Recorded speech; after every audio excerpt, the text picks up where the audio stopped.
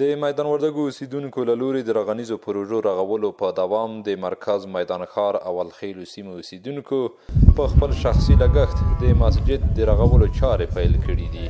د یادې سیمې اوسیدونکي وایي د مسجد له رغولو یې موخه د لوی مسجد نشتون او د خلکو یو ځای راټولول او اتحاد دی. څومره چې په مسجد خلک راټولیږي د هغو ترمنځ به مینه او محبت پیدا کیږي، د هغو ترمنځ د هغو له زړونو به بغض او کینه لرې کیږي.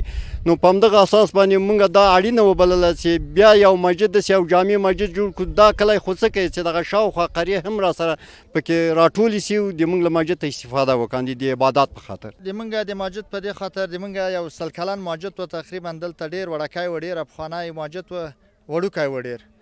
نو کله چې بیا د ولس د موږ د کلی منطقه الحمدلله تقریبا 300-400 کوره ده، بیا دا سره کېناستلو د ملا امام په اجازه باندې، د خپل ملا امام په اجازه باندې، هغه د کلي په هماهنګۍ د دغه ولس په غوښتنه سره بس موږ وغوښتل چې دا مسجد جوړ کړو او ورغو، البته په شخصي لګښت د ولس او د خلکو. د دغه ولایت د حج او اوقافو ریاست مسؤلین د یادې سیمې اوسیدونکو د هڅې ستایي. وایي دا د خدمت تر ټولو ښه موقع ده او د ټولو غوښتنه کوي چې د دین په برخه کې لا زیاتې هڅې وکړي. افغانان ته ډېرې ښې روحیې لري.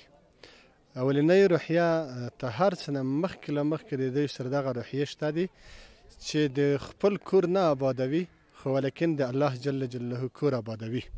نو دا ښه مهمه هڅه ده، ځکه دا د الله کور دی. د الله په کور باندې الله جل جلاله ډېر خوشحاله کیږي. د ویلو ده چې یاد مسجد به په 250 متر مربع ځمکه کې ورغول شي چې په یو وارې به د سلګونو کسانو د ځایېدو وړتیا ولري.